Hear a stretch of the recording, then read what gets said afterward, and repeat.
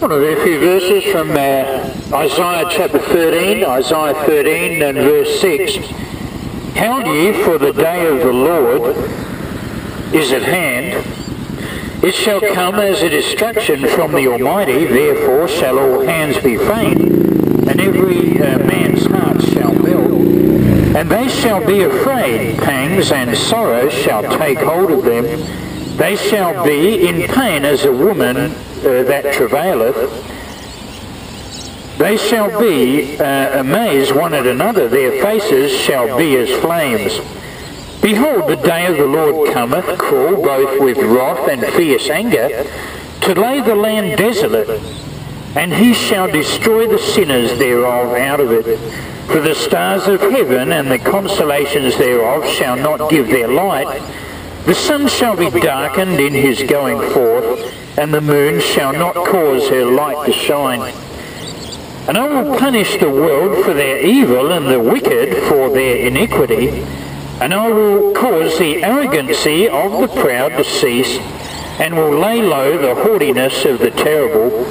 I will make a man more precious than fine gold, even a man than the golden wedge of Ophir. Therefore I will shake the heavens, and the earth shall remove out of her place in the wrath of the Lord of hosts, and in the day of his fierce anger. Well, that day has not arrived, obviously. That hasn't taken place, but it will take place in a coming day. But you see, to escape these things, to escape the wrath of God, we need the salvation of God. And you see, the salvation of God is sent now unto the Gentiles. You see, the Jews had rejected the Lord Jesus Christ as their Messiah, as their Saviour. And now the salvation of God is sent unto us as Gentiles. So if we're not Jews, we're Gentiles. And so it's a wonderful privilege that we have to hear the message of salvation through our Lord and Saviour, Jesus Christ. Christ died for our sins according to the Scriptures. He was buried, and he rose again the third day according to the Scriptures, meaning that there is salvation available for you. I mean, if we'll come in repentance toward God, that is, a change of mind, just agree with God that, yes, I realise that I'm a sinner, and then we put our faith in the Lord Jesus Christ, we'll receive the forgiveness for our sins. Now, none of us deserve it. We can't work for it. We can't buy it. We can't pray for it, or any of these things. We need to receive it as a free gift from the God of heaven.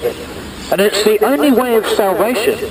The Lord Jesus Christ is the only one that has died on the cross for the sins of the whole of humanity, and he shed his precious blood on that cross, in whom we have redemption through his blood, even the forgiveness of sins. So your sins can be forgiven this evening through faith alone in the Lord Jesus Christ. Don't miss out on God's salvation.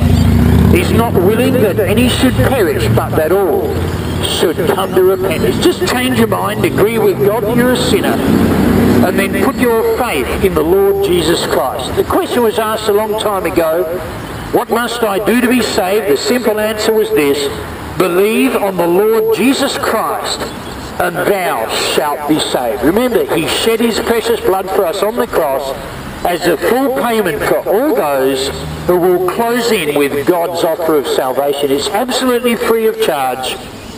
You don't get many things for free today, do you? But you think about that. It's the most important thing in our whole life, that we have our sins forgiven and a home in heaven through faith in the Lord Jesus Christ. No need to go down to hell. You can be in heaven because the Lord Jesus Christ has died. And if you respond in the right way to God by repentance and faith, just change your mind, agree with God that you're a sinner, as we keep on saying, and then believe on the Lord Jesus Christ, thou shalt be saved.